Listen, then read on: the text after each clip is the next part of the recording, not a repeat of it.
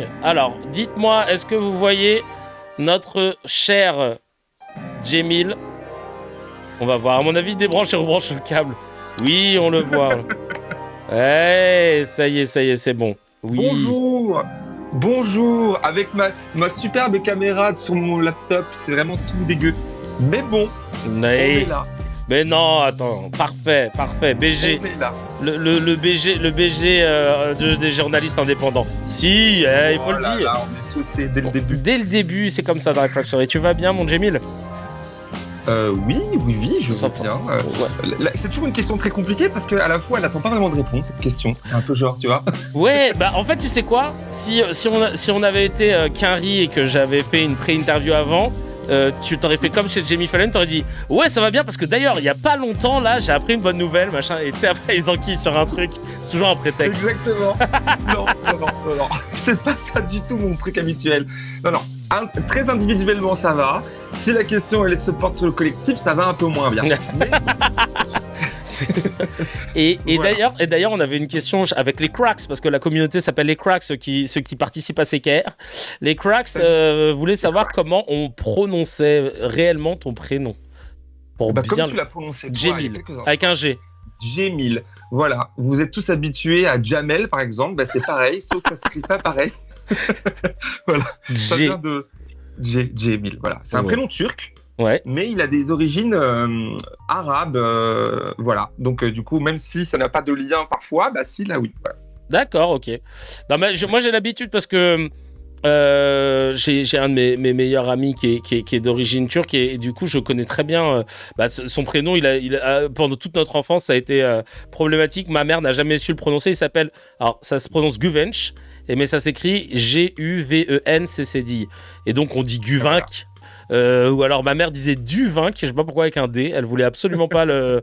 Et donc ouais voilà, je sais qu'il y a toujours des petites, mais on aime bien, tu sais, respecter parce que toi-même tu l'as entendu en tant que journaliste, même encore maintenant, un nom aussi simple un prénom aussi simple que Bali, apparemment ça pose problème. Bailly, Gagayoko, Gagiko, ouais. C'est terrifiant en fait. C'est terrifiant comment c'est possible quand tu prends l'antenne.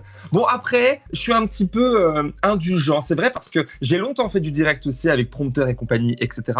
Et les noms, alors Bali, Bagayoko, c'est quand même pas compliqué. Mais j'ai déjà mal prononcé des noms avec beaucoup plus de syllabes que ça et c'était compliqué. Mais quand même là, voilà, l'exigence n'est pas la même quand tu te prétends être la première chaîne d'info de France, par exemple, et que tu te dois, tu vois, de respecter certaines choses. Ah oui. Bagayoko. C'est bon, en fait, je crois que c'est pas compliqué, quoi. Bah, c'est ça, y a ça, et puis même, pareil, quand tu, comment ça s'appelle, quand tu as eu des Nathalie Kosciusko-Morizet.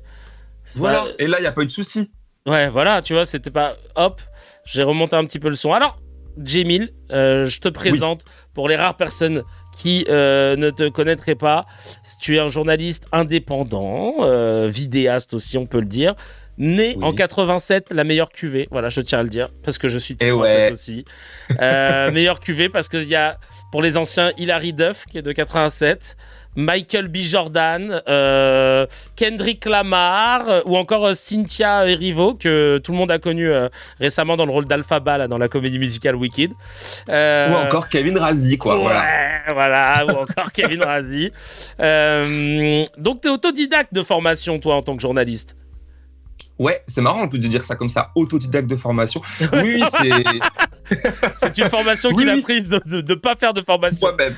Voilà, je me suis auto-formé et en plus, je peux même pas dire que je me suis auto-formé parce que en fait, on s'auto-forme pas. On se forme grâce aux gens avec qui on travaille, avec qui on rencontre, etc. Donc oui, à plusieurs reprises, j'ai pu répondre à cette question en disant, et j'essaie de pas me tromper parce que chaque fois la formule c'est je suis devenu journaliste par accident et reporter par nécessité. Ça paraît un peu pompeux de dire ça comme ça, mais ça l'est pas. Reporter par nécessité parce que à l'époque des mouvements sociaux en 2015, loi travail, puis qui ont donné l'occupation des places à Paris, mais pas qu'à Paris, avec Nuit debout, etc. Puis les Gilets jaunes. Voilà. Je voyais à la télévision, notamment pendant les Gilets jaunes, ce que je ne vivais pas sur le terrain en tant que citoyen. Donc, je me suis mis à faire des reportages sans le dire, genre sans me le dire. Je prenais pas ma caméra en me disant je veux faire un reportage, je suis journaliste. Non, je faisais comment dire, j'essayais de combler, même inconsciemment, encore une fois, sur Internet, sur ma chaîne YouTube à l'époque, ce que je ne voyais pas à la télévision. Donc il y avait une forme de dissonance entre les deux choses, tu vois. Et puis, je suis devenu journaliste par accident parce que, force de faire du journalisme, un jour, et je me souviens bien de ce jour, je me fais blesser à la tête par un policier à Nantes. C'était la 4e fois de mémoire. Ma mémoire qui fonctionne encore malgré tout. Voilà. C'était la fois où tu as eu 45 jours d'ITT, là? Exactement, tout à fait. La fois où il a été plus médiatisé, parce qu'à ce moment-là, j'étais quasiment journaliste, puisque avec le temps, tu commences à te faire connaître, donc par ton travail. Et je faisais déjà des chroniques éditoriales sur le média TV à ce moment-là, c'était en 2021. Et tu as un journaliste de Libération qui fait une enquête sur ce qui m'est arrivé, avec Check News, qui me demande comment je me qualifie, journaliste ou pas? T'es journaliste? Et à ce jour-là, j'ai compris que je l'étais, mais je n'ai pas accepté de le dire. Donc, mais c'est venu juste après. Ouais, voilà, ouais. Avant, tu te présentais quoi en tant que... Tu disais militant? Reporter. Ah, reporter, il y a la nuance. C'est pas un journaliste, un reporter? Il rapporte des choses? Si, bien sûr que si, mais il y a une forme de... je sais pas, c'est très bizarre, en fait. De l'imposteur? Ouais, c'est complètement ça. Disons-le clairement, c'est complètement ça. Je vois sur ton feed, là, les gens disent, enfin ton feed, ton chat, coming out journalistique. Bah ouais. C'est ça. Tu fais être journaliste en France, ça veut dire quoi? C'est pas avoir sa carte de presse. Moi, je l'ai depuis 5-6 ans, mais je ne suis pas journaliste parce que j'ai une carte de presse. La plupart des journalistes français n'ont pas de carte de presse. Et pourtant, le sont journalistes. Être journaliste, c'est faire du journalisme. Et faire du journalisme, c'est ça qui est intéressant de définir, c'est respecter la déontologie, respecter le fait de croiser au moins 3 sources pour vérifier tes sources, le contradictoire, c'est ça le journalisme. Et quand on revient à ces bases-là, là, on peut parler de choses intéressantes, voir qui est journaliste, et c'est pas la carte qui fait le journaliste. Bah, totalement. Et j'ai l'impression, tu sais, qu'il y a un autre phénomène. Tu parles des journalistes qui font du journalisme et qui n'ont pas la carte. Je pense qu'à la télévision, il doit y en avoir pas mal aussi, tu sais, qui étaient genre animateurs et puis qui finalement... je pense que Pascal Praud, je suis pas sûr qu'il ait sa carte, qu'il l'a fait là-dedans. Si, là. Est-ce qu'il en a besoin? Je crois pas, voilà. Parce que bon, c'est... Voilà, mais je pense qu'il l'a automatiquement, parce que en fait, il suffit que tu travailles dans un média, ou tout du moins une structure, enfin une entreprise de presse, et tu l'as automatiquement, en fait, au bout de quelques mois d'exercice dans ce... En fait, pour avoir ta carte, je sais pas si c'est intéressant, si ça intéresse les gens, mais pour avoir ta carte, j'en ai tout un paquet dans mon tiroir, tu vois, ça ressemble à ça, une carte de presse, attends. Voilà, ça ressemble à ça, une carte de presse. Celle de 2025, par exemple, voilà. T'as toujours le même numéro depuis le début. Moi, c'est 137774, voilà, si vous voulez tout savoir. Et donc, je suis le 13 millième, pardon, journaliste... non, 137 000, autant pour moi, 137 774e journaliste qui, en France, a obtenu une carte de presse. Et pourtant, le pays en compte le double, le triple, je sais plus. Ah oui, d'accord. Pour avoir sa carte de presse, il faut déclarer à la commission gagner 51% au minimum de tes revenus annuels déclarés aux impôts par l'exercice du journalisme. Mais il faut que ton organisme, par l'exercice du journalisme, mais que l'organisme qui te paye soit reconnu comme un média.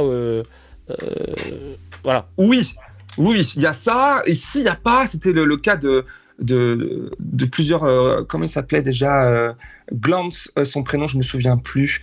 Un reporter pendant les Gilets jaunes, etc. Lui, il n'avait pas de carte de presse et c'était galère parce que faire reconnaître ton travail de journalisme sans passer par justement ces institutions, donc d'abord l'école, puis ensuite Gaspard Glantz, et qui faisait un travail de journaliste et qui galérait parce qu'il se faisait arrêter par les flics, etc. pendant les manifestations, et il avait autour du cou le fait de prouver ses fiches de paye parce qu'il vendait des piges des médias, mais il n'avait pas suffisamment pour avoir une carte de presse. C'est extrêmement compliqué, et si c'est vachement bien parce que ça va pouvoir nous emmener après à plein de choses, parce que sans ce bout de plastique là, je peux pas rentrer à l'Élysée, je peux pas rentrer. C'est ce que j'allais te dire, oui, voilà.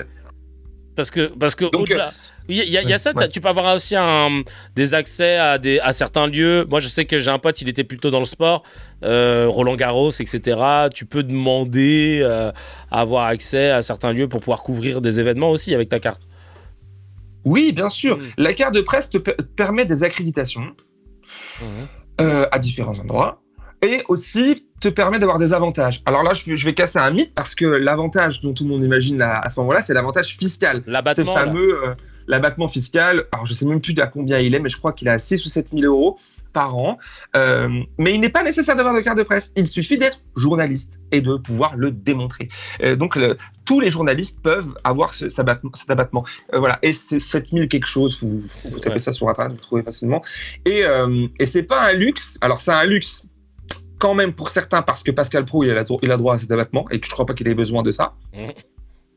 Et moi aussi j'en ai le droit. Alors que moi franchement j'en ai besoin. Franchement. Bah ouais, parce que je suis pauvre, bordel. Enfin, pauvre, pour retenir les choses. Là, je suis au SMIC, plus ou moins. Mais c'est compliqué. Et du coup, le journalisme, pour la plupart, à 95%, je balance un chiffre au hasard, là. C'est pas journalistique, ça. Alors, pour la plupart des gens qui font ce métier, c'est précaire. Parce que c'est des piges, parce que ton contrat peut s'arrêter, parce que à chaque pige, c'est un nouveau contrat. Donc, tu peux gagner bien ta vie au mois de juin et puis plus rien gagner au mois de juillet. Et à la fin de l'année, c'est pas si mal d'avoir 7 000 euros en moins à déclarer sur ta fiche d'imposition parce que c'est une forme de tentative de rectification des inégalités chez les journalistes. Une tentative, parce que ça résout rien. Ouais. J'ai une première question directement. Alors, je la garde sous le coude. C'est une question de DZ Berserker qui voulait que je te demande comment tu avais trouvé la conférence avec Mélenchon. Dans quel sens, comment il l'a trouvé? C'est-à-dire son ressenti, mais on va en parler. Mais d'ailleurs, tu me parles de cette fameuse carte de presse. Tu disais qu'elle te permet d'avoir accès à certaines choses. Là, on a fait un petit tour des croyances autour de cette carte, etc. Et il y a quand même un volet, et qui est pour le coup, je pense, un de tes exercices de prédilection, c'est le fameux volet de cette carte te permet d'avoir accès aux questions au gouvernement. À cette fameuse conférence de presse où tu poses des questions et à ta meilleure amie, Maud Bréjon, qui est devenue ton ops. Vraiment, c'est devenu l'antagoniste. T'es son antagoniste. Hein. Je pense que quand elle fait des cauchemars, elle voit Jamil qui pose des questions. Et ça, tu m'expliquais qu'en fait, tu n'aurais pas pu avoir accès sans carte de presse, par exemple. Ouais. Donc déjà, c'est marrant que tu dises je suis le cauchemar de Maud Bréjon parce qu'à l'époque de Sophie Prima, on me disait la même chose. À l'époque de Prisca Thévenot, on me disait la même chose. Et si tu veux, bon voilà, les porte-parole et les gouvernements changent et puis du coup, certains, comme moi par exemple, restent au même endroit et font le même boulot. Et puis demain, du coup, pour pouvoir teaser un petit peu si Mélenchon arrive au pouvoir, je ferai le même boulot, croyez-moi. Donc du coup, voilà, il n'y a pas de connivence à avoir avec les gens, etc. Bon, ta question, si tu peux me restituer. Non, je voulais te dire, dis-nous, donc sans ta carte de presse, tu n'aurais pas pu. Oui, effectivement. Alors sans la carte de presse, tu ne peux pas être accrédité. Reprenons depuis le début. Tu peux pas être accrédité, donc Roland Garros, par exemple. Tu peux pas. Et puis, le dernier avantage qu'elle offre, cette carte de presse, c'est d'avoir, par exemple, une invitation à Europa Park gratos. À l'époque, il y avait Disney, il y avait les cinémas. Maintenant, il n'y a plus tout ça. Les cartes de presse sont spécialisées. Moi, je suis pas journaliste de cinéma, donc je peux pas aller au cinéma gratuitement. D'accord. Les cartes de presse sont... d'accord. Donc elles sont, voilà. Il y a carte de presse... la mienne, elle est générale, mais elle n'est pas spécialisée cinéma. Et ce qui fait que je peux pas aller au cinéma gratuitement. Mais par contre, il y a quand même des avantages un peu en nature. Genre, c'est quoi le parc déjà? Oui, Futuroscope. Le Futuroscope, il m'a invité une fois parce que, je sais pas, j'ai dit oui, genre... La corruption du pauvre. Tu nous fais un bon article. Ouais, j'ai pas fait d'article, je ferai jamais ça. Mais ça m'est arrivé d'avoir des. Je dis ok si tu veux, parce que pourquoi pas, j'ai pas la thune d'aller là-bas. Le Puy du Fou, t'as le Puy du Fou ou pas? Tiens, on me demande. Alors bizarrement, ils m'ont jamais écrit de mail. D'accord. Parce qu'à ce qui paraît, le show est génial. Tout le monde me dit ça dans mon entourage. Ah ouais, et extrêmement historique, je pense basé quoi. Ouais.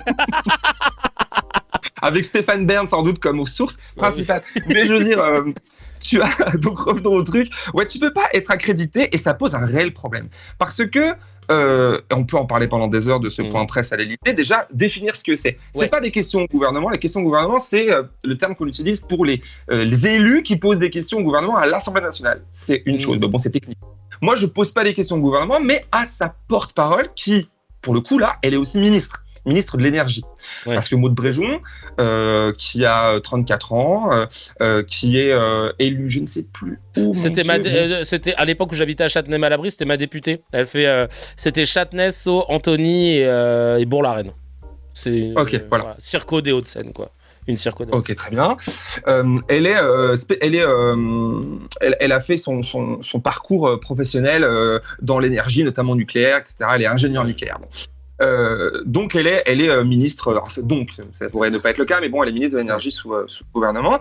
Et donc là, c'est intéressant parce que c'est pas qu'une porte-parole. Là où au Quai d'Orsay, par exemple, ce sont des porte-paroles techniques, des voix techniques. Ils sont pas membres du gouvernement, ils ne sont pas politiques, pardon. Ils sont porte-parole. Là, on a une porte-parole qui est politique, qui est une actrice politique et qui est membre du gouvernement. Donc là, toutes les cases sont cochées pour pouvoir vraiment faire le travail de journaliste. Alors, il y a plein de choses dans tout ça que je pourrais te raconter et que je pourrais vous raconter, mais là, on va se concentrer sur la carte de presse qui fait qu'il y a un filtre. Il y a un filtre à l'entrée.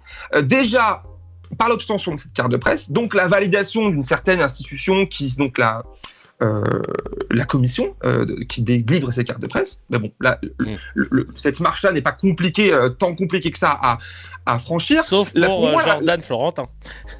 Ah oui, c'est vrai. Mais en même temps, il fait pas du journalisme, le monsieur. Il est, pour le coup, la militant, alors que... Putain, il y a plein de trucs à te dire, j'ai vraiment plein de trucs à te dire. Parce que militant, c'est le mot qu'on fout dans la bouche, en plein dans le visage, ce qu'elle m'a fait mercredi dernier en off, Maud Bréjon, quand elle a plus de cartes à jouer et qu'elle veut plus répondre à ma question. Elle me dit « Ah mais vous êtes militant politique, vous n'êtes pas journaliste, tout le monde le sait ici ». Elle m'a fait ça en coulisses la semaine dernière. Si bien qu'un journaliste a dû, ça bien la première fois, la recadrer en disant « Mais il a sa carte de presse comme tout le monde, le journalisme d'opinion existe ». Moi, je dis le journalisme d'opinion dont je ne me revendique pas. Je ne suis pas, je bosse pas sur CNews, mais c'est pas que ça. Genre l'Humanité pour lequel cette rédaction j'ai travaillé peut être considérée comme un journalisme d'opinion, ce qui n'est pas mal en soi. C'est qu'il y a une ligne clairement communiste ou de gauche, tu vois, et que c'est le journalisme d'opinion, c'est un journalisme engagé. Le mot est un peu salé aujourd'hui parce que c'est news, parce que tout ça, mais c'est un journalisme noble aussi. Il respecte toutes les conditions du journalisme, mais en gros, on dit d'où on parle. Ouais, bien sûr. Comme le Figaro, comme... voilà, exactement.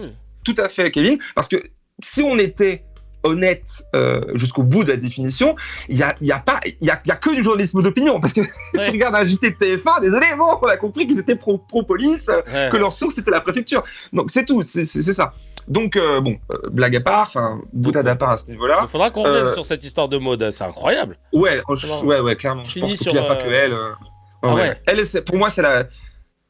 de tous les porte-paroles les porte-paroles, oui, les femmes, parce que c'était que des femmes que j'ai connues jusqu'à maintenant, ok, c'est des hommes, c'est la pire. Mais je te raconterai ensuite pourquoi, mais c'est la pire. Mais je voudrais finir sur la démonstration qu'il y a un filtre, et le filtre, c'est pas tant la carte, c'est la position géographique. C'est-à-dire que si tu n'habites pas à Paris, et même si tu habites trop loin du 8e arrondissement, parce que franchement, ce qui est mon cas, moi j'habite pas dans le 8e, je vous dis tout de suite, et ben c'est pas que t'es interdit d'entrer, c'est que ça t'est rendu impossible. Pourquoi ? Parce que tu dois, en plus d'avoir cette carte de presse, tu dois faire la demande d'être inscrit sur une liste mail.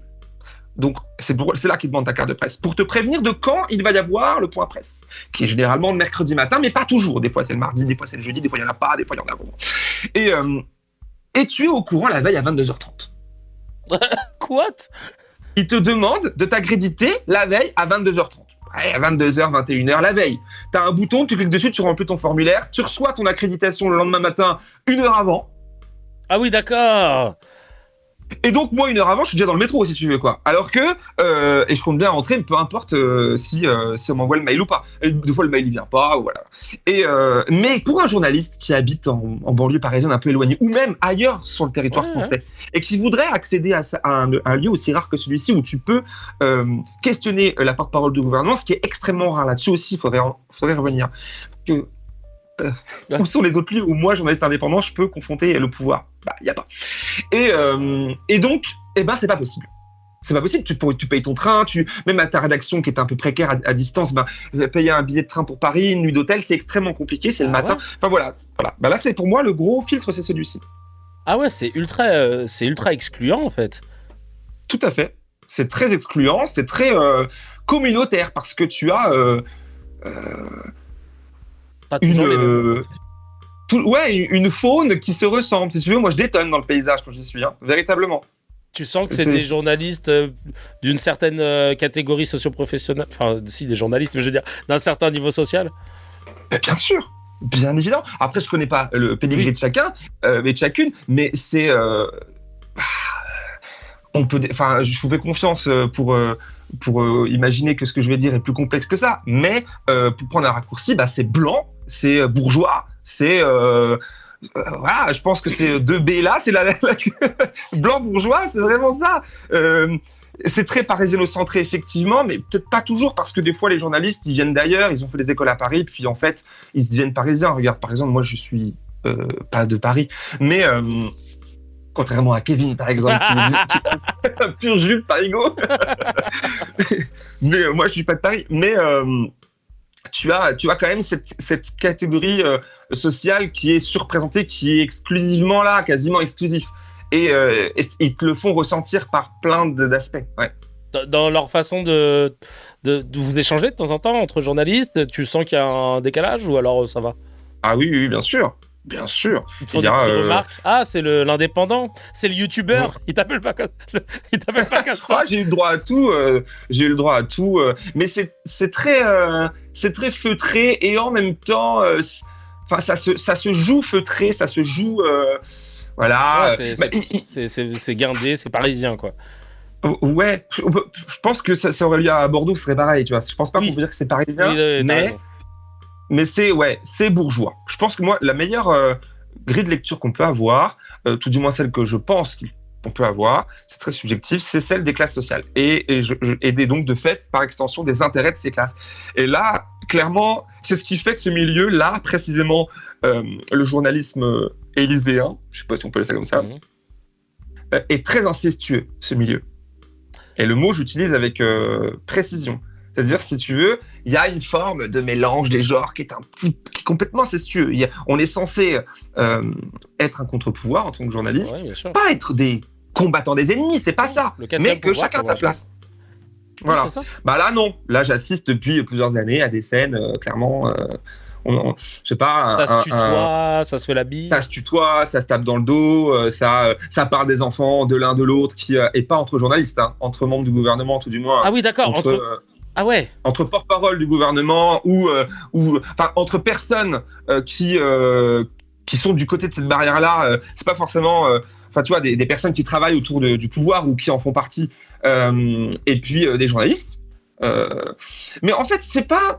Il faut comprendre comment ça se fabrique tout ça, si tu veux. C'est que pour nombre d'entre eux, ils ont suivi quasiment le même parcours scolaire, c'est-à-dire que ils ont beaucoup fait.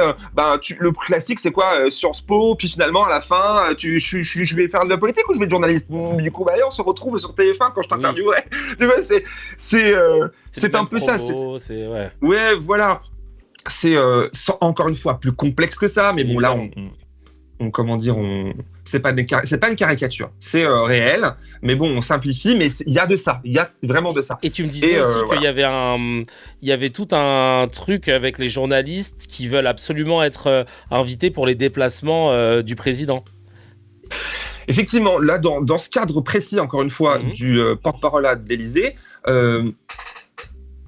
la règle veut, il n'y a pas de règle, mais si tu veux un peu la coutume, veut que avant le on, c'est-à-dire avant qu'on prenne l'antenne et qu'on soit rediffusé sur BFM, etc., et en général sur le YouTube de l'Élysée, donc ça c'est le on, ce qui se passe avec caméra micro ouvert, il y a un off, avant et après. Avant, avec l'entourage du président, donc on a un ou une conseillère spéciale du président de la République qui vient nous parler, et qui va nous expliquer comment se sent Monsieur le Président, qu'est-ce qu'il va faire, où il va la semaine prochaine. Et là, essentiellement, ça va être des journalistes qui... Alors, je suis là, on n'est pas nombreux en plus, on est une dizaine, une poignée, c'est rare qu'on soit plus que ça. Et c'est là que se cristallise un peu tout ce qui va être dit après pendant toute la semaine dans les médias. Donc, on sait où le président va aller, et il va où, on prend comment, puis machin, puis on reçoit par mail après... Je reçois aussi, puisque je fais partie de la boucle, tout le truc. Si je veux prendre le train et l'avion pour le suivre, je dois prendre ce billet, etc. Alors encore une fois, là c'est pas. Il faut comprendre qu'il y a des journalistes d'image et des journalistes rédacteurs. Moi je suis rédacteur, c'est-à-dire que je peux poser des questions, etc. Mais vous imaginez bien que pour poser des questions au président, c'est pas Maud Bréjon. Il n'est pas accessible de la même manière. Et c'est là que ça se joue avec le temps, avec ce que moi je dénonce comme étant incestueux, ce que moi je dénonce comme étant un journalisme de cours, mais en même temps peut-être qu'il il est impossible d'y arriver à atteindre le président de la République sans passer par là. Il y a un entretien de confiance et de je sais pas trop quoi qui font que ah oui ok je note là ok super, et puis ils espèrent tous pouvoir être dans l'avion présidentiel, de pouvoir d'ailleurs ils sont tous un petit peu vénères là contre Rémi Buzyn qui lui a les ordres de la République du président depuis peu, parce que dans plusieurs de ses déplacements il y avait que lui, et avec pour brut qui a été racheté par un milliardaire, pote de Macron, voilà, maintenant, c'est la critique était exactement Saadé. Et donc là, ils sont un peu vénères, en disant, oh là là, mais au fond, parce qu'ils aimeraient être à la place, avoir ce privilège-là, mais une fois que tu as causé ces cases-là, pour atteindre cette place-là, il est difficile, et c'est encore une critique personnelle, hein, de faire vraiment du journalisme. C'est-à-dire de déranger le pouvoir et de poser des questions qui dérangent. Et c'est pas l'objectif de déranger, mais si tu viens pour juste te dire alors du coup, dites-moi comment vous faites pour être aussi génial, je vois pas l'intérêt. Oui, voilà, c'est ça. Et en fait, d'ailleurs, tu parlais du off qui est avant et après le on, et dans les commentaires, certains disaient c'est donc ça les fameux propos qui fuitent, genre hors contexte, c'était du off. En vrai, tout est calculé, quoi. Parce qu'ils savent très bien que le off, vous êtes journaliste et qu'en off, ils vous disent des choses qui peuvent être réutilisées. Oui, tout à fait. Il y a... c'est une vieille pratique aussi vieille que le journalisme, si tu veux, qui est propre à la presse, donc papier. Avec l'émergence de l'audiovisuel ensuite, ça s'est adapté. Mais effectivement, par exemple, je vais poser une question à Maud Bréjon, en on. Vous avez tous ces filmés, etc. Donc, on sait que c'est elle qui parle. Le off arrive. Et là, si elle me dit quelque chose que je juge d'être bon d'être diffusé, je ne sais pas, moi, une précision, ou alors une pique, parce que ça peut être ça peut être des choses qui ne peuvent pas être dites en on, c'est le principe. Et ben là, le journaliste ou la journaliste va écrire, selon l'entourage de ta, nous avons appris que et on peut pas, la source ne peut pas être divulguée. Elle est protégée par une règle tacite du off, tu vois. Et tout le monde s'en sert. Et là, ça devient l'entourage, quoi. L'entourage de la ministre, un proche du dossier. Et là, on ne sait pas du tout que c'est. Tu vois, voilà. En justice aussi, ça marche comme ça. Donc, t'as ça. Mais c'est aussi le théâtre, le off, d'échanges informels entre les journalistes et le pouvoir ou je ne sais qui que tu as en face de toi. Et là, les langues se délient. Si vous avez suivi les dernières questions que j'ai posées à Maud Bréjon, vous voyez qu'elle n'est pas contente ou qu'elle n'est pas... C'est pas agréable pour elle, elle m'apprécie pas trop, ou moi et ma question. Imaginez en off, du coup, quand les caméras sont éteintes ou et qu'il n'y a plus de micro, plus de preuves pour pouvoir montrer, vous voyez qu'elle est dans la retenue. Et il y a une grosse différence d'ailleurs entre les questions d'il y a 2 semaines, notamment celle où j'aborde cet homme en Haute-Loire qui tire sur des Arabes et des Noirs et demander la réaction du gouvernement, où elle aurait pu d'ailleurs tout à fait briller par une langue de bois, mais sans aucun problème, c'est-à-dire nous condamnons le racisme, nous sommes... Point. Mais non, elle a préféré me parler d'autre chose et puis faire le buzz qu'elle a créé elle-même. Mais la semaine d'après, 10 jours plus tard, j'y retourne, et si vous analysez les 2 trucs, elle est extrêmement dans la retenue, elle essaye de ne pas se comporter comme la fois d'avant qui a généré tout le pataquès médiatique derrière. Parce qu'ils sont encadrés, ils dépensent des sommes folles pour pouvoir être briefés, pour pouvoir s'adresser aux journalistes, etc.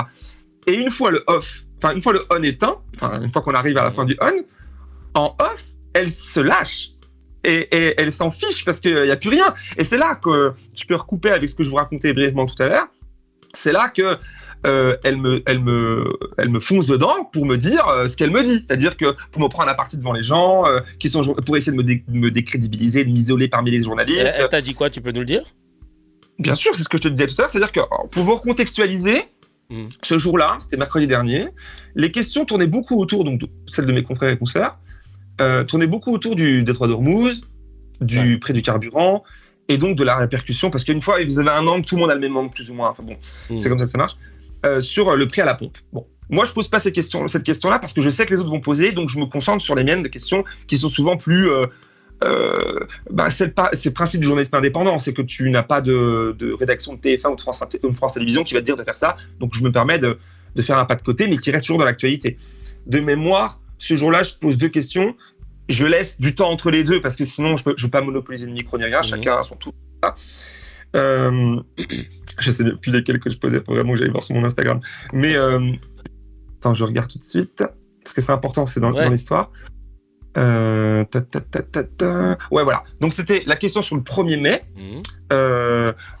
où vous aviez le Premier ministre Le Cornu, dont elle est porte-parole, puisqu'elle est porte-parole de son gouvernement, qui s'est donné en spectacle sur une chaîne de télévision, je crois que c'était France 3, donc c'était calculé, c'était maîtrisé, pour acheter du pain chez un boulanger qui était illégalement ouvert, vous vous souvenez ? Ah oui.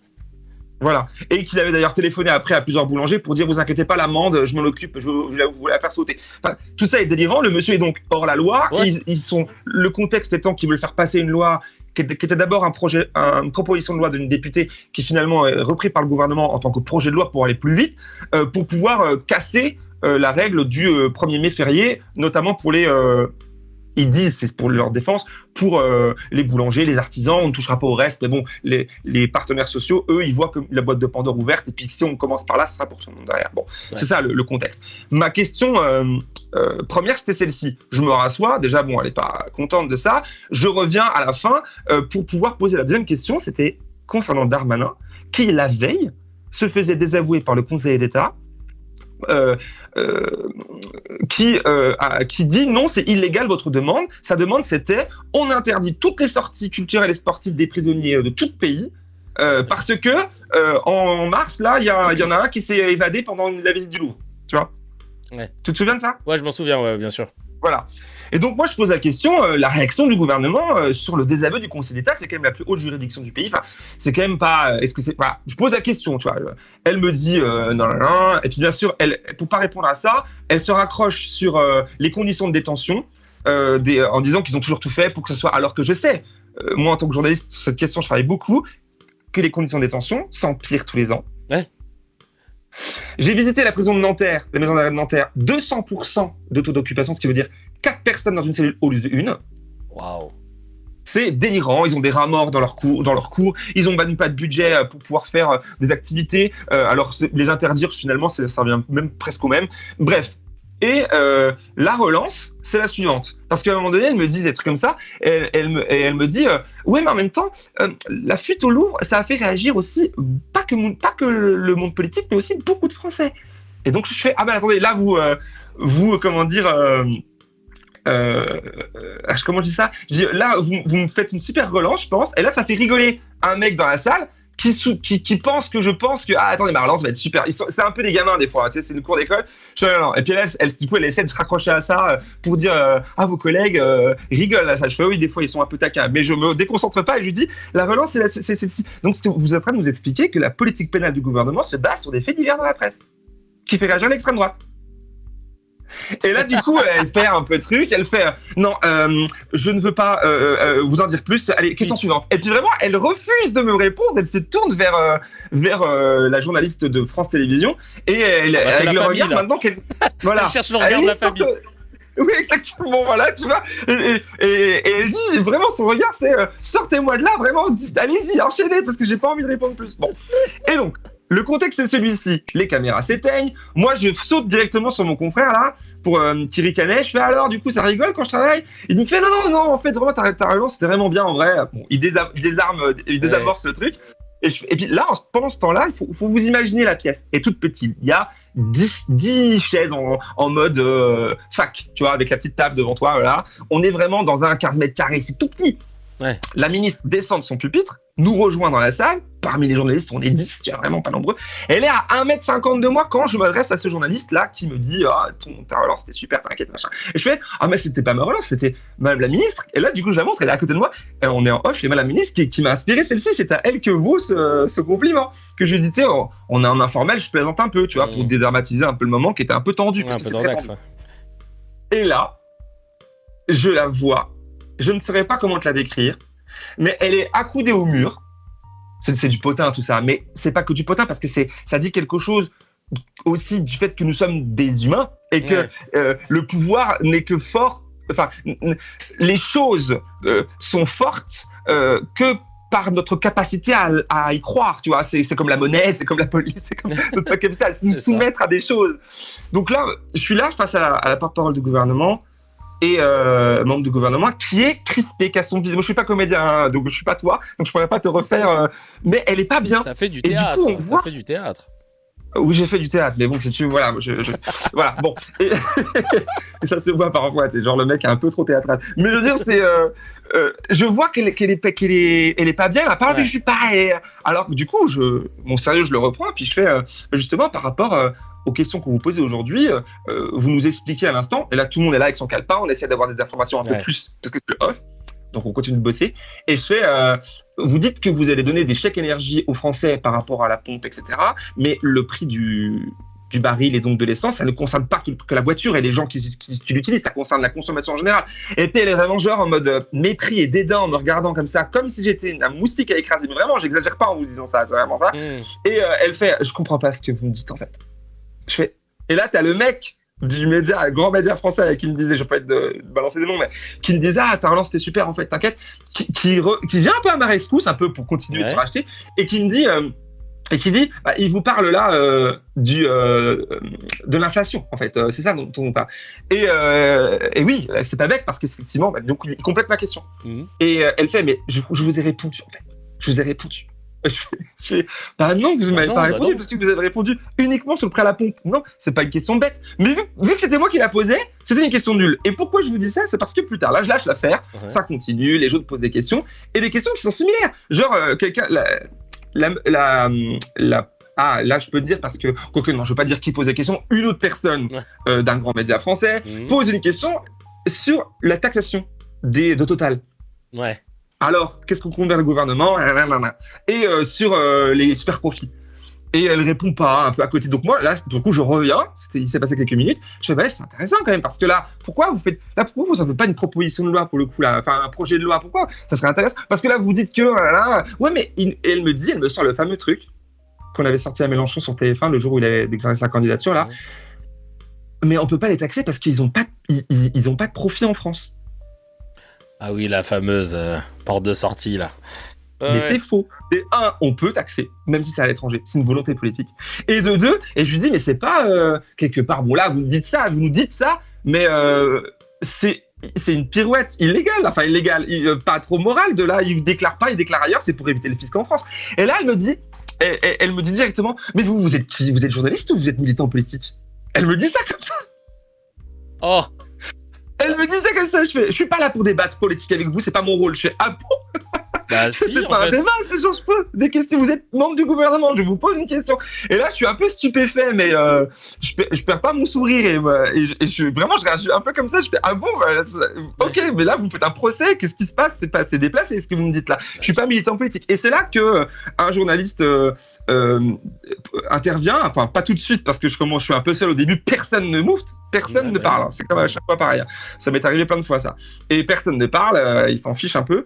Mais il y en a un qui là, c'est la première fois, vraiment, depuis 3 ans que ça m'arrive, qui dit, mais attendez, vous pouvez pas, en gros, le traiter comme ça, parce que, et moi, j'enchaîne en disant, mais quand vous allez sur Europe 1 et CNews avec gourmandise, là, vous choisissez peut-être vos médias, et c'est là, parce que là, faut que j'abrège cette non, mais on boit tes paroles, là. Disons que ce qui est à analyser, pardon, je bégaye, au-delà de l'anecdote un peu croustillante pour les gens qui ne sont pas de ce milieu-là, c'est qu'est-ce que ça a dit? Ça a dit, en fait, une ministre, porte-parole du gouvernement, qui est embêtée parce que là, à ce moment-là, elle ne choisit pas son interlocuteur. Elle ne choisit pas son média, son journaliste, etc. Chose qu'elle fait consciemment et inconsciemment, je vais m'expliquer. Consciemment parce qu'elle le fait, genre allez voir sur son compte Twitter, elle le dit, elle est en photo comme ça, retrouvez-moi demain à 7h30 sur CNews. Jamais tu verras retrouvez-moi demain sur Street Press. Non, ça n'arrivera pas, tu vois. Elle aura choisi CNews plutôt que d'aller sur Street Press ou sur Mediapart. Tu vois. Déjà, elle choisit. Et aussi inconsciemment, parce que le système est prévu comme ça. Le système dont on parlait un peu tout à l'heure avec la carte de presse, le fait d'habiter au bon endroit, le fait les écoles, etc. Tout est fait. Pour le coup, là, c'est un peu inconsciemment. C'est la vie, quoi. Je sais pas comment dire ça, mais c'est sociologique, quoi, tu vois. Qui font, on peut changer ça, mais pour le coup, là, on est là-dedans. Et c'est une brèche. Et moi, le journaliste indépendant, et je ne suis pas le seul, il y a eu Meriem Laribi longtemps sur Gaza, l'année dernière encore, mais en fait, on est quasiment seul, hein, à ce moment-là, je suis seul. Je suis dans la brèche. Et ils sont un peu embêtés parce que, on peut pas trop lui dire de pas venir parce que c'est pas possible, et du coup, là, la réaction, c'est, mais vous êtes militant politique. Mais la personne qui vous parle juste 20 minutes plus tôt au micro et qui parle de charge sociale au micro, est-ce que vous l'avez interrompu pour lui dire que c'était militant politique de parler de charge et pas de cotisation? Non. Donc tu vois, il y a une malhonnêteté, mais qui est de l'ordre de la bête coincée au coin du mur et qui va mordre parce qu'elle sait plus quoi dire. C'est un peu ça en fait. Parce que là, elle aurait pu me répondre, tu vois, jouer le jeu. Puis au bout de 2 fois que je relance, je finis par lâcher parce que bon, à un moment donné, c'est bon, soit j'ai la réponse, soit j'ai la démonstration que je n'aurai pas la réponse, et c'en est une en soi de réponse. Donc je vais pas non plus la harceler pendant, d'ailleurs je la harcèle pas, mais pendant des heures, ça ne sert à rien. Tu vois, donc ça dit quelque chose de notre fonctionnement politico-médiatique qui est extrêmement néfaste pour notre démocratie, parce que c'est ça à la fin de l'entonnoir, au bout de l'entonnoir, c'est la démocratie française qui en pâtit, et la confiance des gens dans la politique, dans leurs institutions, etc. C'est ça qui se délite. C'est un peu ce qu'on a voulu proposer. Je t'en avais parlé la dernière fois qu'on s'était vu, une loi CKR pour responsabiliser la prise de parole sur des médias d'information. En gros, tu vois, toi qui couvres l'actualité, il y a une place très importante qui est laissée à l'approximation, à la diffamation, aux propos non sourcés. Il y en a qui le maîtrisent avec brio, on en parlait, comme Caroline Forest, le fameux conditionnel. Il serait proche de gens qui sont proches du régime, machin, mais globalement, comme on l'a pu le voir avec Alix Bouillaguet face à Manuel Bompard, et les exemples, on en a là appel, que ce soit Saint-Cric ou autre, de gens qui prennent la parole dans les médias et qui disent un truc. Non, mais il y a 70% des jeunes qui ne veulent pas aller travailler, etc. Ils ne donnent pas leurs sources. Et finalement, c'est faux. Et ils n'ont pas de compte à rendre. Et tu sais, tu avais un auteur, écrivain qui s'appelle, je sais pas, à chaque fois, Nassim Nicole Taleb. Il est libano-américain, et il avait dit concernant les journalistes, je ne peux pas croire quelqu'un qui ne joue pas sa peau. Dans le sens où si de dire des conneries n'a aucune incidence sur ton travail, que tu garderas ton salaire confortable, etc. Donc il parle vraiment d'une petite caste de journalistes qui font de l'antenne, etc. Et ben il dit, je ne peux pas te croire, parce qu'en fait, à partir du moment où tu dis quelque chose, tu n'as pas la pression de bien faire le boulot, étant donné que si tu dis, si tu mens, si tu manipules ou autre, il se passera rien, tu vois. Et la loi CKR devait... C'est l'impunité. C'est l'impunité, voilà. L'impunité qu'on retrouve dans la police aussi parfois, dans les institutions surprotégées. Oui, bien sûr. Et tu penses que ça aussi, ce serait une évolution qui serait intéressante, d'essayer de responsabiliser un peu plus. Là, pour le coup, c'est vraiment pour les gens qui font de l'antenne, parce que je trouve que les journalistes qui font de l'antenne et qui sont face à la caméra ou dans des médias, des radios mainstream, etc., jouissent parfois d'une aura, tu sais, liée à leur popularité, et ont du mal, et j'ai l'impression que ça leur démange, parce que la loi CKR est très simple, hein. En gros, si tu dis une connerie, t'as 48 heures pour, sur le même média, à la même heure, c'est très important, dire soit je me suis trompé, c'était une connerie, parce qu'on a le droit de se tromper, soit non, les 70%, j'ai la source, en fait, regardez, c'était une étude, machin.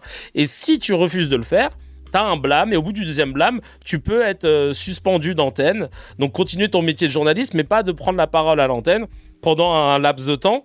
L'idée, c'est pas de devenir une Gestapo de journalistes médias.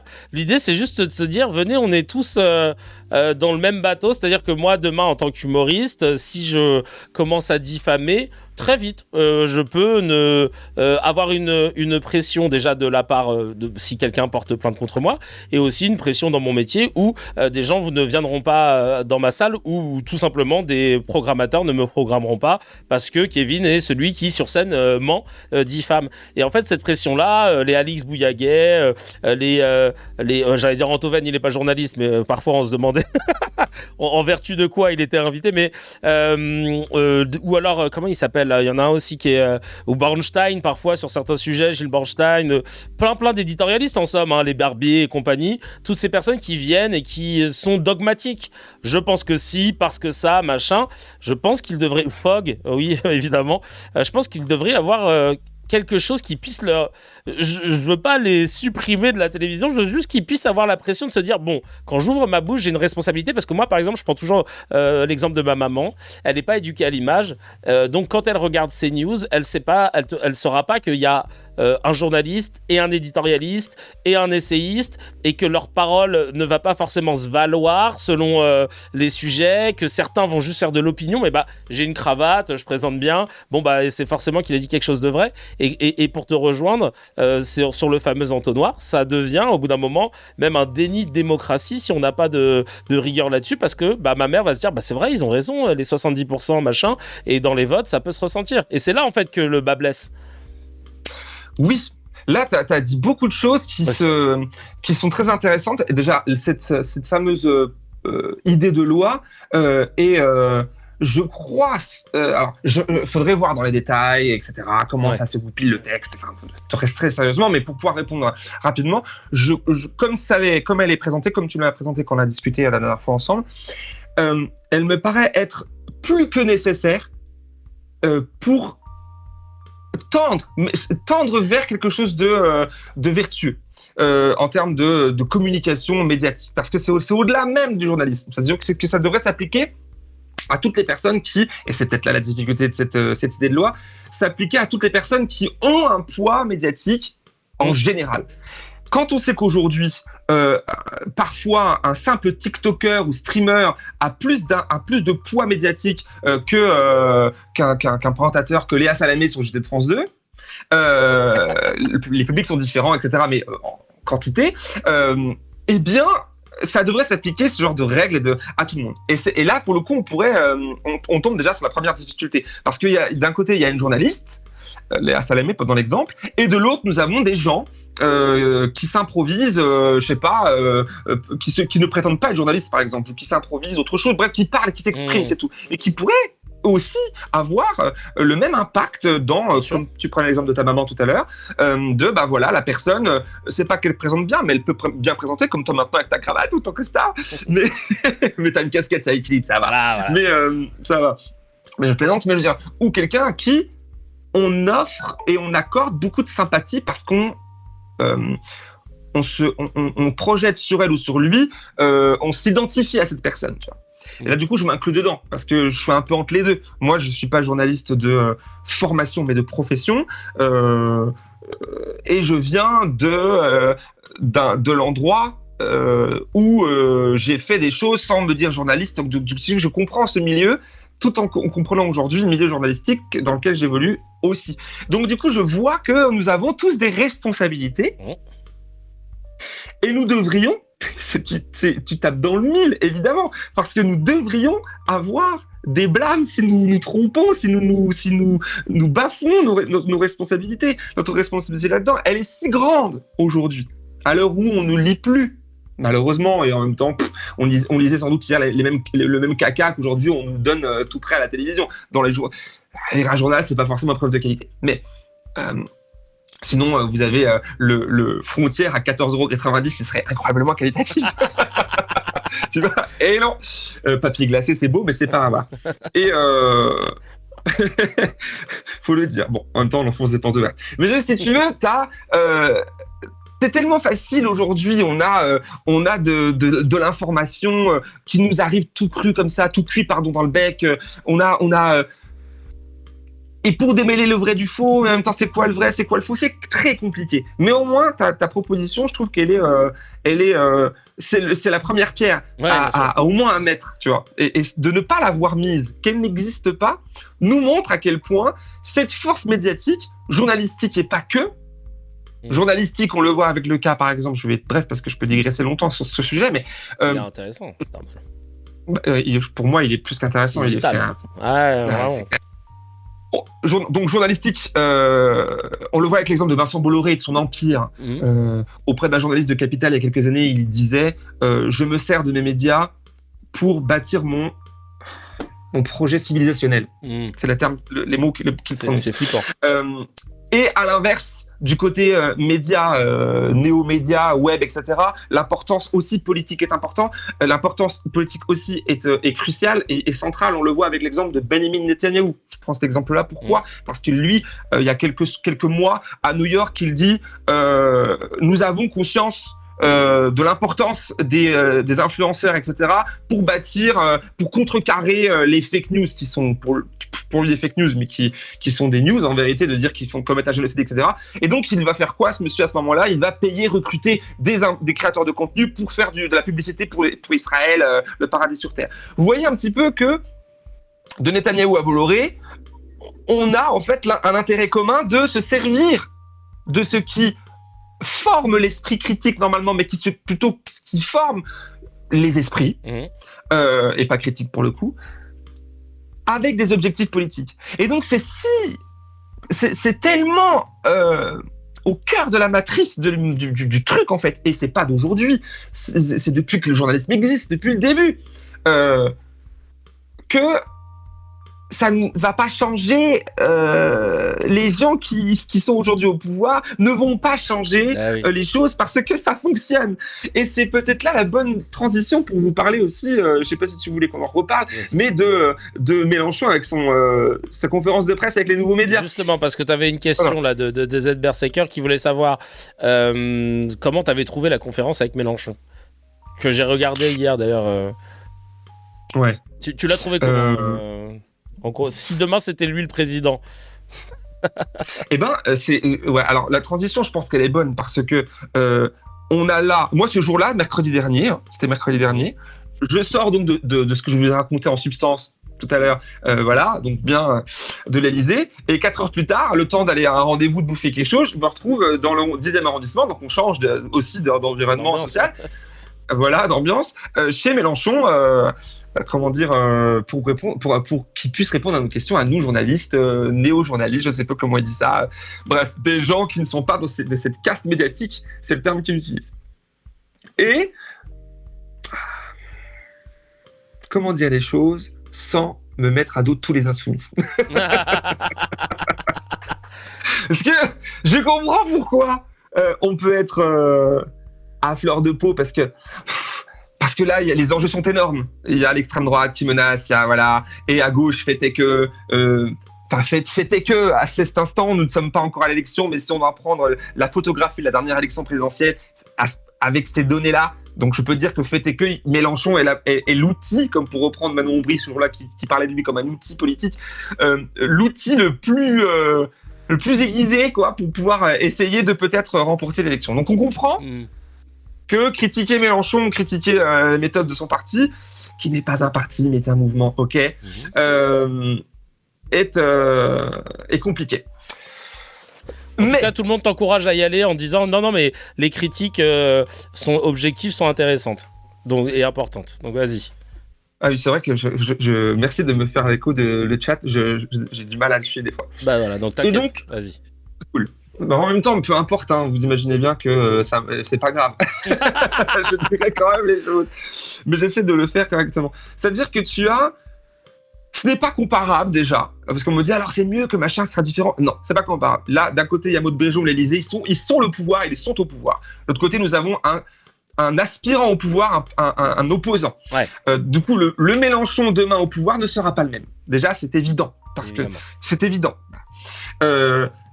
On peut pas donc comparer les deux exercices, même s'ils se veulent être... Voilà. Là, c'est pas des journalistes qu'il a en face de lui, pour la plupart. Ce sont des créateurs de contenu, des créatrices de contenu, et il n'y a pas de mépris de ma part de l'un, parce que moi je me considère, enfin ça veut rien dire journaliste aussi, tu vois, à part le fait de respecter des trucs qui font que, et ça change tout en vérité, mais c'est pas le même objectif. Et c'est là que réside le truc, la critique que je pourrais faire, c'est que ça se veut être une conférence de presse pour les nouveaux médias, donc t'enlèves le mot nouveau, bah ça fait que conférence de presse devant des médias, voilà. Et en fait, c'est une, et ça c'est ma critique personnelle, c'est du génie, c'est un coup marketing parfait. Pourquoi ? Parce qu'il est face à lui, la plupart des gens sont convaincus et sont des électeurs quasi, des fois revendiqués de Jean-Luc Mélenchon sur leur chaîne Twitch, etc. Moi, on ne doute pas non plus de pourquoi je vote, où je vote. Hein. Voilà. Mais l'approche des questions posées, l'approche de l'exercice n'est pas pareille. Et c'est pas parce que les gens sont cons, sont nuls, c'est pas du tout ça. C'est l'exercice qui se veut comme ça. Et le coup de génie, je trouve, c'est que c'est génial parce que 1 heure de consacré pour ces questions, c'est ce qu'il fait. Puis 1 heure avec les 3 autres qui étaient là, les députés. Il y avait Aubry, Léaumont et Bompard. 2 heures d'investissement. Ça leur promet des heures de création de contenu pro et LiFi derrière. Et si tu veux, ils vont chacun aura sa petite vidéo avec le vieux. D'ailleurs, ils ont tous pris le pli. Moi, je savais parce que pour pouvoir bien être cadré, il faut se mettre debout pour tac, les caméras. Je sais, c'est mon métier, je sais. Moi, j'ai décidé de rester assis quand même. Et du coup, je suis mal cadré, je m'en fiche. Franchement, c'est pas grave. J'avais pas envie qu'on me dise encore, voilà, le gars il est là pour faire une vidéo. Bon, non. Mais c'est de bonne guerre. Je trouve que c'est bien. C'est bien. Mais c'est pas un exercice journalistique. Et moi, je viens avec ma question. Tu te souviens de la question que j'ai posée ? Attends, je l'ai vu hier. Pour lui demander est-ce qu'il se serait pareil si il était président. Je ne sais plus exactement les termes. Oui. C'est ça, exactement. Vu que je sortais de chez Maud Bréjon, j'étais inspiré par cette expérience. Ouais. Et du coup, je disais, demain, sous LFI, comment ça se passerait du coup le rapport avec le contradictoire, avec les journalistes qui sont pas d'accord avec vous, avec les journalistes qui font le journalisme et qui cherchent un peu la petite bête, parce que c'est le principe. Voilà, pour essayer de mettre vos politiques face à leurs contradictions. Et il me fait une réponse de 9 minutes qui relève plus de... Alors c'est intéressant pour des oreilles amies ou convaincus. Dans la salle, ça ricane à chacune de ses blagues. Même lui, il le dit à un moment. Faut que... Bon, allez, j'arrête. Faut que je réponde. Oui, parce que... Soyons un peu sérieux, soyez sérieux pour répondre. Il le dit lui-même, effectivement. Et d'ailleurs, il se contredit parce qu'à un moment donné, il me parle de la profession de journaliste de manière sérieuse, qui comprend. C'est intéressant ce qu'il raconte, mais ça ressemble à un meeting. On n'est pas un meeting normalement. Enfin, tu vois, c'est un peu hybride, c'est un peu confus. Ah oui, c'était pas. Et puis, voilà. Et plus tard, quand moi je le relance, parce que je garde le micro en ce moment-là, alors qu'ils veulent me le reprendre, parce qu'on doit poser une question et écouter le vieux sage nous raconter son truc normalement. Et ça, moi j'aime pas trop que ça soit Mélenchon ou les autres, je m'en fous. Moi, tout réside dans les relances. La question, c'est le principe dans ce métier-là. Tu poses une question, le gars derrière, il te répondra, il sait, il est outillé pour pas répondre s'il veut pas, puis il va ailleurs. Et c'est ce qu'il a fait sur plein de trucs. Et là, j'avais pas envie, je voulais avoir une vraie réponse, tu vois. Et quand je le relance sur, oui, mais justement, moi, ce que je veux, après 4-5 minutes de monologue, où il parle pas, il me répond pas, il parle de autre chose, et moi, je le relance en disant, oui, mais justement, c'est là que je veux vous entendre. Est-ce que sous la France insoumise, ça sera différent ou pas ? C'est ça que je veux. Et puis, il me fait, mais il y a que vous qui pensez il y a que vous qui vous pensez être une profession. Et ça a fait rigoler tout le monde. Mais sauf que 4 minutes plus tôt, il parle de nous comme étant une profession, de manière sérieuse et sincère. Donc je vois là son petit jeu de rigoler, l'assistance, machin. Mais du coup, le vrai bout de réponse que je garde dans mon replay sur mon compte Insta, donc j'en fais que 2 minutes 30 sur les 9 minutes 40 d'échange. Ce qui m'intéressait, c'était vous ne ferez pas la loi. Il me dit ça comme ça, ce qui est certain. Donc pour le coup, on est sur la même ligne que la Macronie. Et je peux comprendre pourquoi, le pouvoir. Je comprends tout, il n'y a pas de souci. Et il complète quand même, après avoir dit ça, on pourra imaginer des quotas, des machins, peut-être, on sait pas. Donc c'est un peu nébuleux, mais c'est intéressant quand même. Mais ouais, t'es resté sur ta faim. Je suis resté sur ma faim parce que je suis venu poser une question en respectant un cadre qui n'était pas celui qui était en fait là. C'était pas on n'était pas sur la même fréquence en fait. c'est pas une conférence de presse. C'était plus un meeting avec des médias, quoi, présents. C'est hybride. C'est pas l'un, c'est pas l'autre. C'est un peu entre les deux. Ouais. C'est un peu entre les deux. C'est un meeting interactif. Ouais, exactement. Voilà, c'est bien résumé. Voilà, et tu peux poser ta question si tu veux. Voilà, il y a une question super de Sunboy de Histoire Crépue qui était hyper bien et qui a donné lieu à une réponse fleuve aussi et c'était d'ailleurs sans doute l'objectif, tu vois, de est-ce que la francophonie ou entretenir la francophonie, allez voir, sa question était vraiment super, était pas quelque chose un peu de l'ordre du néocolonialisme aujourd'hui. La réponse de Mélenchon est intéressante, mais elle n'est pas, même cette question qui est intéressante, vraiment, je lui ai dit d'ailleurs après, elle, pour moi, elle ne s'inscrit pas dans l'exercice journalistique comme je l'entends. C'est-à-dire que elle sert à Mélenchon, cette question, parce que sa réponse, elle est bonne. Il apparaît comme quelqu'un qui s'inscrit dans la critique du colonialisme. Évidemment qu'il allait dire un truc comme ça, il allait pas dire non, pas du tout, moi je suis pour... Non, mais évidemment. Mais si tu veux, c'est une question de l'ordre qui lui permet de dérouler son programme, etc. Et je pense, c'est ce qu'ils attendent dans cet exercice. Tu as des gens qui veulent... voilà. Et c'est pour ça que tu poses ta question, tu rends le micro et t'écoutes sagement la réponse. Comme c'est ce qui se passe aussi au Quai d'Orsay. On nous tend le micro, tu vois à l'antenne, il nous filme là-bas encore. Tu tends le micro, tu poses ta question, la caméra va sur le gars qui te répond, et tu ne vois pas l'assistant derrière qui tape sur l'épaule pour reprendre le micro. Parce que ils ne veulent pas que tu relances, tu vois. Et donc du coup, c'est ça. Et du coup, moi, ça me gêne un peu avec ma casquette de journaliste. J'enlève ma casquette et je me transforme en sympathisant LFI. Je trouve ça génial, c'est agréable, c'est un super moment. Mais je suis pas là pour ça, et je fais pas ça pour ça, tu vois. Ouais. Je sais pas si j'étais clair dans ma réponse, elle était longue. Mais c'est très intéressant. Et justement, je me disais, quel est toi, c'est quoi ce que tu aimerais faire à terme? Est-ce que tu le vois dans 10 ans encore journaliste, en fait? Franchement, je peux pas répondre à cette question parce que je pense que ce métier est un véritable luxe quand tu veux l'exercer. Et encore une fois, au préalable, je ne veux pas paraître pour la personne qui ferait le bon journaliste. Combien de fois, sous les commentaires, on pourrait être moussé et s'emporter. Il n'y a pas de vrai et de faux journalisme. Encore une fois, tout est subjectif, ce qui ne veut pas dire non plus que tout se vaut. Hein. Évidemment que Florentin et moi, on n'est pas les mêmes gens. Mais il n'y a pas besoin de faire de dessin. Mais la différence dans tout ça, c'est la recherche de l'honnêteté dans la rigueur du travail. Mais du lundi au dimanche, on peut avoir des baisses de machin, tu peux te tromper, tu vois. C'est d'ailleurs tout ce que tu disais par rapport à ta proposition de loi qui prend en considération ça aussi. Donc du coup, effectivement, nous sommes que des gens, des amas d'atomes insignifiants qui essayons de faire notre métier comme on peut. Toi, moi, les gens qui nous regardent aujourd'hui, on fait tout, on essaye d'être, je crois, pour la plupart d'entre nous, meilleurs, tu vois, et on essaye. Mais encore une fois, ça aussi, ce discours, je pourrais le critiquer. Vraiment, c'est une déformation professionnelle. Je pourrais jamais te répondre à un truc clair, genre, tu vois, en disant je pense ça, et je m'arrête. T'es comme Mélenchon, écoute, quelque part. Ouais, voilà, putain, c'est terrible. Je peux. Sauf que moi, j'aspire pas à être président de la République, donc du coup, voilà. Mais là, c'est Tu ne verrais pas faire de la politique? Eh ben, figure-toi que, bien sûr, je suis candidat à la présidence.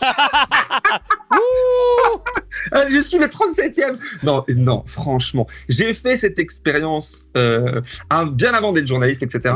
J'étais militant, j'ai fait du militantisme quand j'étais adolescent, jeune adulte, etc. À l'époque, j'habitais à Nancy, puis en banlieue française de Genève. Et donc, du coup... je me suis politisé comme ça, en fait, avec le militantisme. Et j'ai fait des campagnes. Et la suite de la phrase, tu pourrais la compléter pour moi. Un peu tout ce que tu racontes, là. Oui. Et donc, voilà, tu t'es... non. Tu t'es dit, Non. Mais non, le pouvoir. N'est pas fait pour l'humain. Le pouvoir est fait, d'ailleurs pas pour l'IA non plus, mais genre le pouvoir est à détruire. Brûlons les idoles et le pouvoir, c'est vraiment ça qu'il faut faire. Enfin, après, en même temps, ça, je me transforme en porte-parole de Force ouvrière en disant ça, genre, tu vois. Mais c'est pas... Et puis, il n'est pas nécessaire d'être dans la politique pour parler de pouvoir. Le pouvoir, il est aussi dans l'entreprise, il est dans la famille, il est dans un groupe humain quelconque, en fait, en vrai. Bien sûr. J'ai connu, moi, ça, dans mes expériences professionnelles passées, et qui sont extrêmement traumatisantes, et qui sont extrêmement... comment je pourrais dire... formatrices, et qui te forcent à faire un choix. Et qui n'est pas de l'ordre de la pureté militante ou de la pureté de quoi que ce soit. On est tous impurs. Mais, encore une fois, tout est une question de curseur. Mais franchement, si je dois choisir, ma place, elle est dans le contre-pouvoir. Voilà. D'accord. Dans l'opposition. Toute ma vie. Peu importe où je serai, je veux secouer les choses pour essayer de les comprendre et de faire en sorte qu'ensemble on comprenne. Et c'est ça ce qui est noble dans le journalisme. Et c'est pour ça que c'est un luxe, Kevin. Parce que aujourd'hui, si tu fais ça comme ça, que t'es un peu casse-couille, quoi. Tu dois quand même à un moment donné un peu manger ton chapeau, avaler une couleuvre ou deux quand même, tu vois. Et si t'essayes de dire non quasi à chaque fois, c'est compliqué. Et là, le luxe, il réside en est-ce que t'as les moyens? Et par moyens, j'entends les moyens matériels, les moyens financiers de pouvoir réellement être en phase avec tes valeurs. C'est compliqué quand c'est une réalité économique en plus. C'est une réalité économique. Et c'est pas pour rien que dans ces métiers, comme dans d'autres, dans l'art, tu pourrais nous en parler des heures, j'imagine toi, de comment ça se passe dans ce milieu. Enfin, il faut avoir, pour la plupart, les moyens, les parents, le filet de sécurité. Et là, pour le coup, j'ai pas envie de laisser croire que moi je les ai. Je les ai pas du tout. Genre, moi, j'ai pas les moyens du tout de faire ce que je fais et d'être qui je suis dans ce truc-là. Je n'ai pas les moyens, les gars. Vraiment pas du tout. Et d'ailleurs, allez soutenir le travail de Djemil Sanli, que ce soit sur Instagram et sur YouTube aussi. D'ailleurs, sur sa chaîne YouTube, il y a 98 000 abonnés. Les cracks, je compte sur vous. Il peut passer les 100K là. Là, on peut taper les 100K. Il va recevoir après un petit cadeau de la part de YouTube qui pourra afficher. Et ça va me sauver. Et là, l'oseille qui va tomber, tu vas voir, c'est incroyable. Non, franchement, qui se donne. Et d'ailleurs, ton programme Reboot que tu tournais dans un magnifique studio et tout, tu l'as fait par tes propres moyens pour le coup. Tu vois, il n'y a pas de sponsor, etc. Et franchement, c'était quali as fuck. Donc bravo. Et il faut aller soutenir. Et d'ailleurs, tu vois, on parle de moyens. Je vais. Alors, j'ai deux choses pour finir.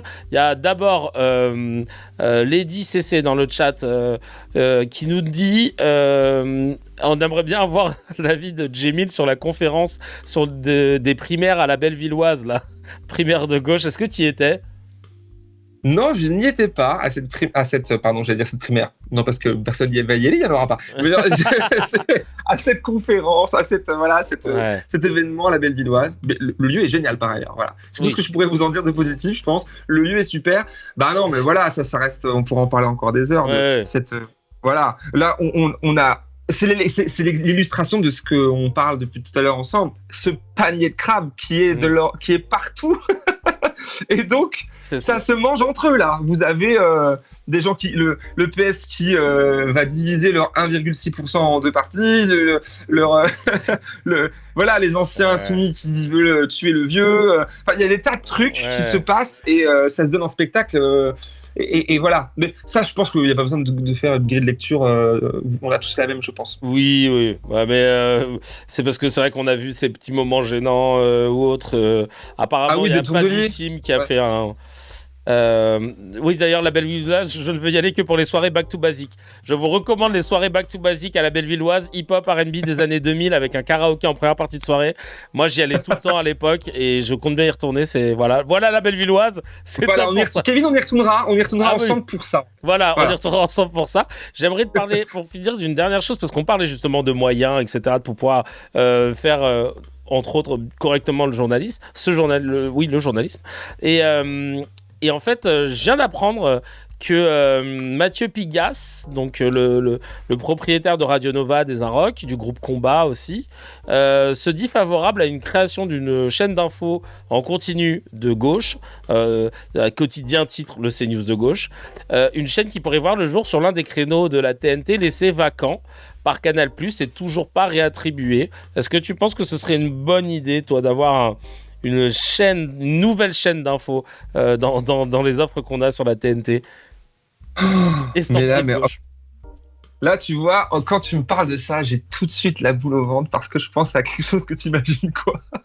Si tu veux... Ah, t'es peut-être pas sur la même fréquence que moi. Mais tapez le CNews de gauche sur Google ou sur Ecosia, comme vous voulez, et Libération. Vous allez voir, il y a un article qui parle du Média TV qui avait cette ambition, qui a toujours cette ambition-là. Et moi, j'étais opposé depuis le début à ça. Je ne crois pas. Non, je ne crois pas qu'il faille.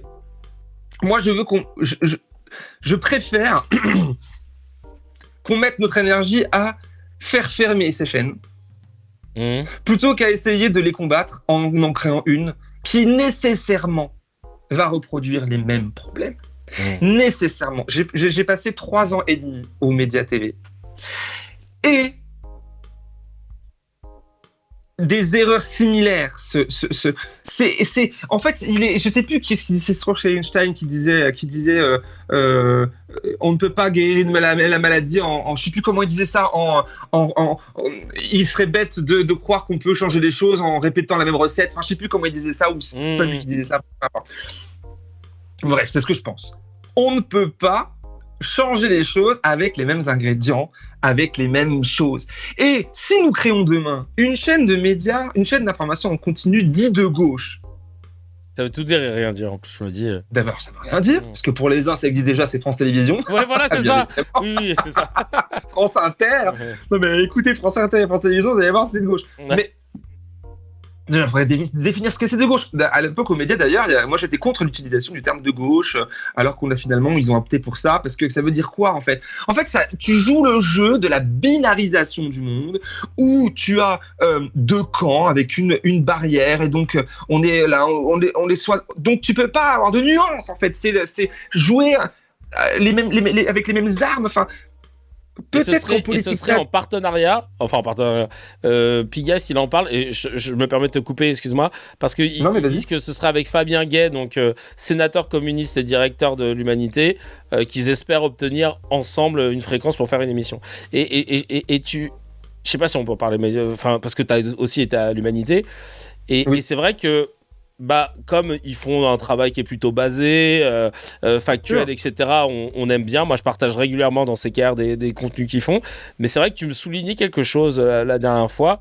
Et quand tu me l'as dit, je me suis dit, mais ouais, c'est vrai que c'est étonnant que ça nous ait pas sauté aux yeux, que c'est bizarre d'avoir un sénateur qui soit aussi directeur d'un média. C'est le dernier exemple. Avant, c'était très courant, il y a longtemps. Enfin, c'était pas inédit. Mais là, effectivement, Fabien Gay, que j'estime beaucoup, on s'aime bien, voilà, c'était mon patron pendant une année, et il est effectivement, il est élu communiste au Sénat, quoi, si tu veux. Voilà, ça pose question. Après, il n'est pas interventionniste, moi j'ai pas vu, hein. Les rares fois qu'on discutait, c'était c'était d'ailleurs souvent après les questions au gouvernement où il y avait Sophie Primas qui était une ancienne collègue à lui, puisqu'elle était sénatrice aussi comme quand lui il y était aussi. Tu vois, vous voyez un peu tout ça, tout ce truc qui se dessine derrière. Encore une fois, il faut pas viser quelque chose de pur et de parfait, c'est pas possible. Mais essayons de limiter quand même les problèmes. Essayons de limiter les difficultés. C'est vrai qu'il y a Dassault et Ruffin, on me précise dans le chat, qui ont des médias. Bah oui, Ruffin. Ah oui, effectivement, Ruffin. Oui, alors du coup, Fakir, c'est pas la même force de frappe avec Fakir que l'Humanité. L'Humanité, c'est un des 6 ou 7 quotidiens nationaux français présents dans tous les kiosques, etc. C'est pas la même chose que Fakir. Mais il y a très peu de quotidiens français. Hein. Il y a les Échos, Le Monde, Libération. Ça demande de l'oseille. Ouais. Bien sûr. Et puis personne n'en a. Enfin, ils survivent tous. Très peu, je crois qu'il y a que Le Monde qui a suffisamment d'abonnés, et encore, je crois même pas. Le Canard enchaîné, ils ont de l'oseille. Leur modèle est bien. Oui, ils ont de l'oseille, Le monde diplomatique, je crois que c'est celui qui a le plus d'argent. Ou tout du moins, c'est celui qui paye le mieux ses journalistes. Moi, on m'a dit que le Canard enchaîné, t'as des caricaturistes, ils pouvaient être à 5 ou 6 000 euros par mois au calme.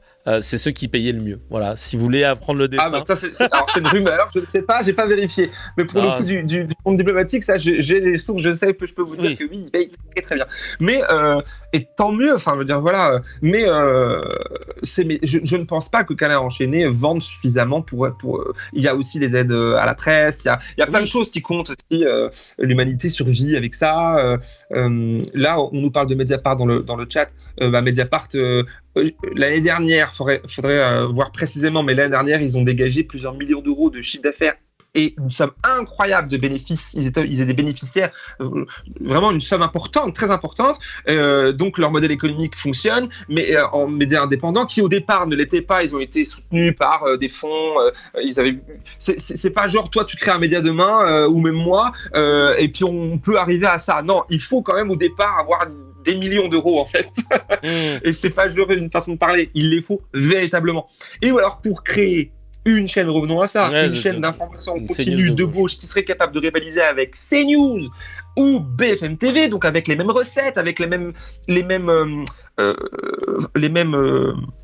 volume de production d'informations, machin. Et donc la même chose, si tu veux, parce que pour pouvoir combattre le populisme d'extrême droite, il va falloir faire du populisme d'extrême gauche.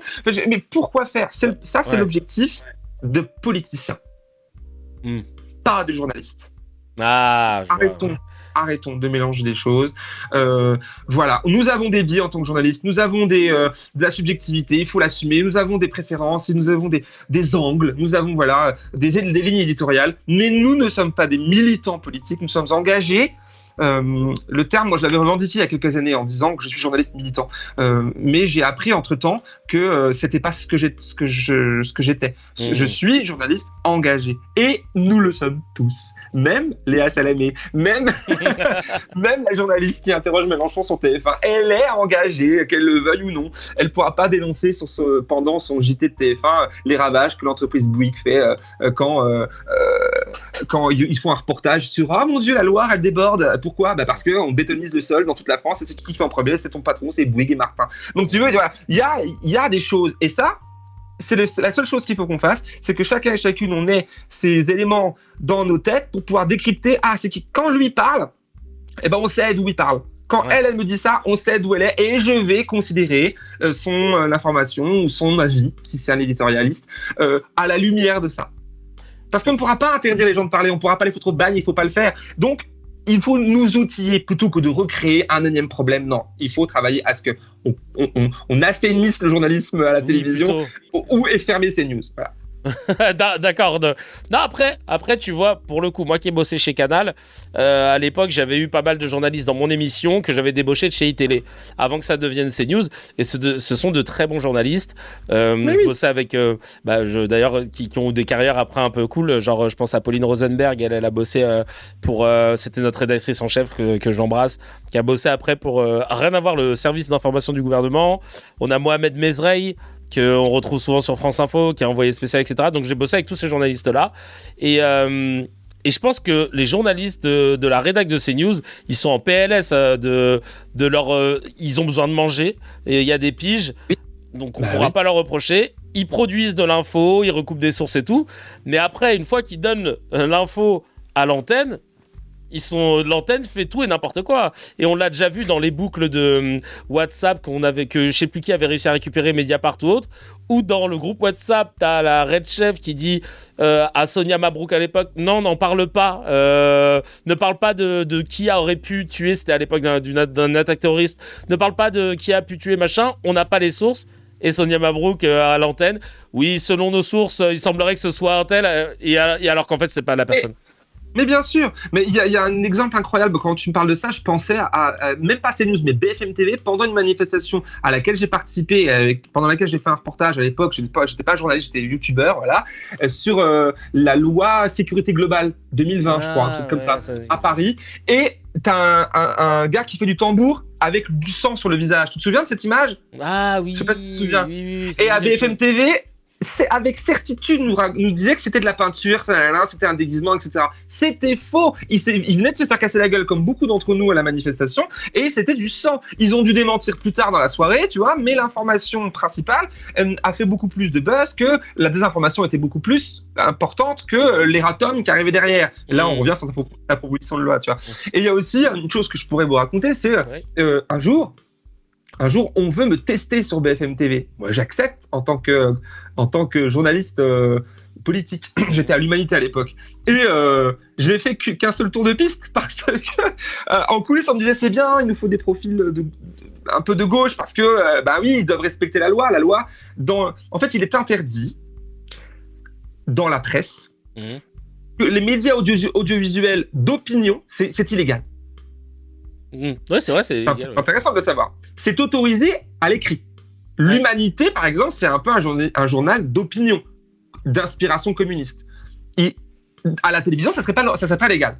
Et là, vous allez me dire, mais pourtant, il y a CNews. Ouais. Et c'est là qu'il y a le problème, tu vois. Là, revenons à BFM TV et ma petite anecdote. Bah, à ce moment-là, elle me dit, c'est important pour pouvoir l'équilibre, pour l'ARCOM, pour respecter la loi. Donc, c'est cool, ton profil, tout, on le teste.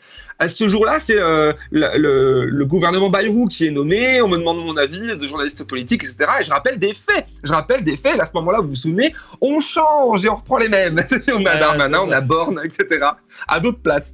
Et je dis, bah, dis donc que moi, quand je vois Monsieur Darmanin à la justice, bah, je ne peux pas m'empêcher d'avoir une pensée pour toutes et tous les militants féministes du pays après les accusations, etc. Et là, on me coupe la parole. Oh, mais il y a eu non-lieu, enfin, je sais plus quel terme utiliser la justice à ce moment-là. Je fais, oui, comme 97% des violeurs en France, jugés en France, et la justice n'est pas outillée pour juger ce genre de trucs. Ça, et puis Borne qui, après avoir fait le travail, la porte-parole, enfin je sais plus ce qu'elle est, la Premier ministre, elle a fait 15-20, là elle se retrouve à l'Éducation nationale où elle nous dit, le jour où elle prend ses fonctions, qu'elle n'est pas spécialiste de la question. Donc elle nous fait un aveu que bon, elle n'y connaît rien, mais bon, merci pour la promotion. Donc du coup, c'est ce qu'elle dit. Et je reprends juste ça en disant, bah dis donc, on a l'impression, alors je me fais peut-être le porte-voix des gens qui nous regardent et qui sont là à se dire, mais dis donc, c'est le jeu de CS musical, elle n'est pas experte et pourtant elle va pouvoir dicter la politique du pays en termes de machin. Et suite à ça, on me dit que, alors la programmatrice me dit, ah c'était super, tout est bien, machin. Bon, c'était la première fois pour toi, c'est impressionnant comme endroit quand même. Ça c'est pas, voilà. Mais les rédacteurs en chef ont trouvé que t'étais sorti de la route. Sur Darmanin et sur Borne. Je fais, et puis ok, sur Valls aussi. Sur Valls. Sur Valls, où je dis, voilà, Valls, il a perdu toutes les élections, partout, il est boosté. Et là, on le fout ministre, mais à quel moment, en fait? Et là, c'est le seul moment où le journaliste politique de BFM TV, qui lui est toujours à l'antenne, évidemment, me dit, pour vous, perdre des élections, ça veut dire ne plus pouvoir faire de politique? Bah, si on respecte la démocratie un peu, en fait, si vous voulez. Oui, si vous perdez 15 élections de suite, c'est une petite alerte quand même pour la personne qui va nommer le gouvernement, dire lui, les Français n'en veulent pas. Donc voilà. Et donc là, nous mettre ministre, c'est un peu un foutage de gueule. Donc ça, on me dit non, il y a eu sortie de route et puis plus jamais ils me rappelleront. J'ai pas été payé ce jour-là, c'était pas le but, hein, c'était vraiment être en test. Et puis même après, hein, c'était vraiment, tu vois, on t'appelle en tant que journaliste, t'es pas chroniqueur, tu vois. Voilà. Et donc moi j'aurais bien aimé cet exercice-là, pouvoir faire entendre une voix différente sur un plateau comme ça, en pluralisme et tout. Mais non, sortie de route. Donc vous voyez, ça illustre. Moi j'étais pas au courant qu'il y avait une route à respecter. Hein. Voilà. Je n'avais pas le GPS. Je suis désolé. J'avais pas le GPS. Oui, voilà, c'est un exemple parmi tant d'autres qui fait que c'est compliqué de faire ce métier et qu'aujourd'hui, bon bah voilà, par la force des choses, je me retrouve encore indépendant et que je dois essayer de produire mon travail uniquement par le soutien des gens, via leurs dons, via leur abonnement, via leur partage, etc. Qui fait que je peux me permettre. Parce que tout à l'heure, tu parlais de sponsor ou je ne sais plus quel terme qui est utilisé, tu vois. À l'époque du début de YouTube, j'avais une fois ou deux tenté avec les fameux NordVPN, etc. Ouais. Mais même là, je me souviens très bien du NordVPN qui était d'accord. Finalement, ils se sont retirés l'avant-veille, alors que mon sujet était prêt, parce qu'il y a eu avec le Raptor Dissident qui, je sais pas si tu te souviens, il y a eu un bad clash, un bad buzz sur eux en disant ils financent aussi l'extrême droite. Donc finalement leur réaction, un peu comme le CNC aujourd'hui, c'est on arrête tout ce qui est politique. Ah oui. Voilà. Je savais même pas qu'ils étaient sur la chaîne du Raptor à l'époque NordVPN. Si. Ils étaient vraiment ils avaient fait le Raptor, ils avaient fait ah ouais vraiment. On arrose tout le monde. Oui.